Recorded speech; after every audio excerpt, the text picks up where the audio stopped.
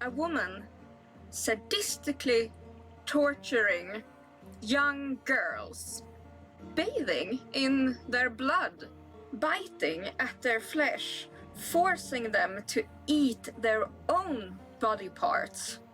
Sadism just taken to greater heights. These were the things a bloody countess in the 1600s were accused of.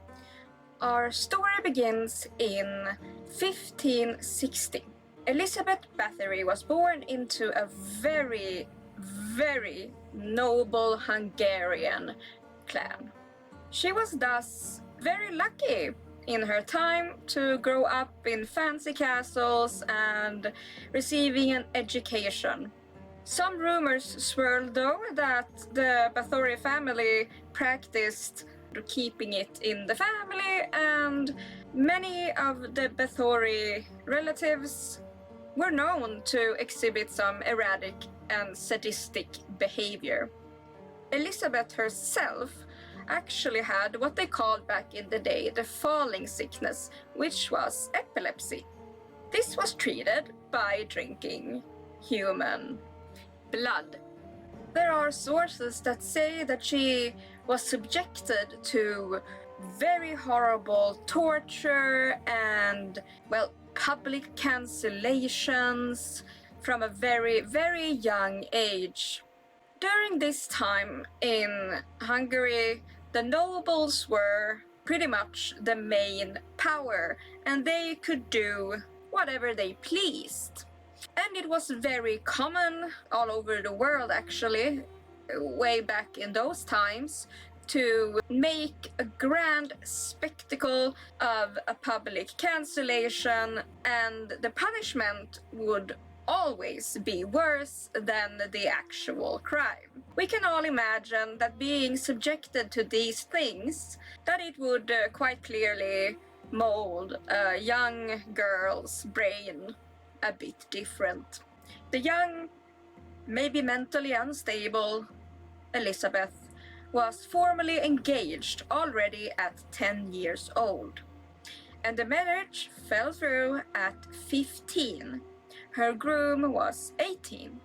Elizabeth's new husband was a count, but Elizabeth's family was the one with more status, which is shown by the fact that the newlyweds decided to call themselves Bathory instead of the groom's last name that I can't pronounce.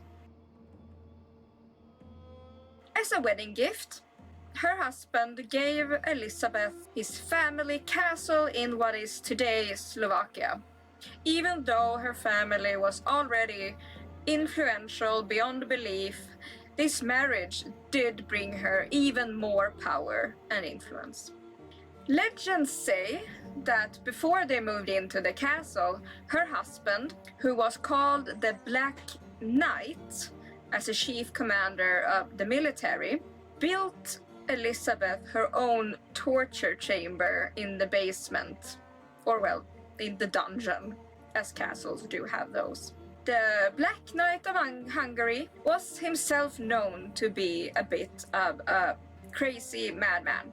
He liked to impale his prisoners of war and watch them as they slowly passed. I guess this is what people did before Netflix. But then, after 30 years of sadistic pleasure and marriage to our dear Elizabeth, the Count went ahead and had his own little demise party. Elizabeth truly went against traditions, which said that she would have to be in the mourning, of course, but she was not having that. She went out to Vienna on a big shopping spree and did everything but isolate in despair. Either way, this was frowned upon. This was a bit of a turning point in Elizabeth Bathory's life. With the early departure of her dearly departed partner in crime, she lost a lot of the security around their evil deeds. And very soon the rumors would start escalating. People would finally come out and point the fingers at her and demanding justice for the torture for the young peasant girls that had been just snatched from the streets, the servants that just disappeared into her castle. A truly horrific story would soon unravel. In 1610, Elizabeth Bathory was arrested. Rumors had been circulating for a very, very long time, and she had been getting away with it. But now, sadly, the only reason that the judicial system actually took her into arrest, and also her accomplices, her most trusted servants, was because they had been taken noble families' young children. But the big story here was that Elizabeth Bathory was accused of engaging in extreme torture and cancellation of young girls' lives. Some estimate her body count to be over 600. Her own diary actually even points to that. The reason why she focused her attention on young virginal girls has been speculated that she was indeed at least bisexual, and that these crimes had a bit of a erotic undertone, and therefore she would do these things to get pleasure out of it. Testimonies say that she, among other things, would abuse the girls, beat them, burn them with iron pokes, and subject them to starvation. And when they were hungry enough, force them to engage in self-cannibalization.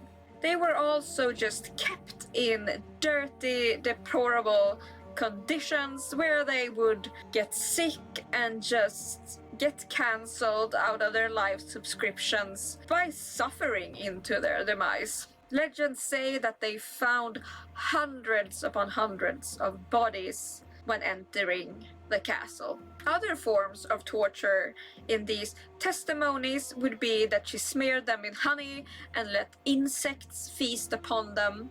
She would prick them with needles, bite their flesh, and drink their blood.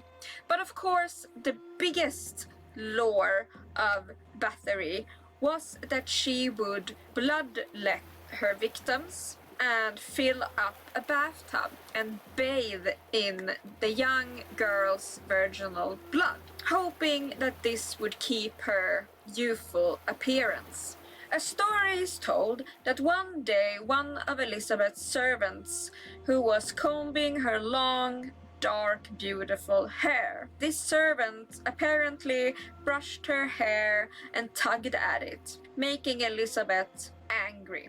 She slapped the servant so hard that she started bleeding. Elizabeth got some blood on her hand and noticed that it had some rejuvenating qualities. This convinced her that to keep herself young and beautiful, she needed the blood of young girls. She would even smear it over her face as a macabre face mask. So, what happened during this trial? She was indeed found guilty of her crimes. Her accomplices had some public cancellations of life subscriptions. Elizabeth herself was deemed too noble for that kind of treatment and was imprisoned in a room in her own castle. It was a life imprisonment that did not last very long, though, as she succumbed in there through some mystery illness in 1614. And thus we end the terrible, horrible, icky story of the Blood Countess. It's important to note, though, that contemporary historians are on the fence about these alleged crimes. I highly encourage you to go and read up on it yourself if you're interested. Hi, thanks for watching my video. If you enjoy it, please leave a like and a comment down below. Let me know what you thought, and I'll see you next time. I have a true crime collab coming up. I have folklore and, as always, some dark, jauntily macabre, morbid tales just waiting to be thrown at you. So yeah. Until next time, stay amazing, stay hydrated, stay morbid, and I'll see you soon.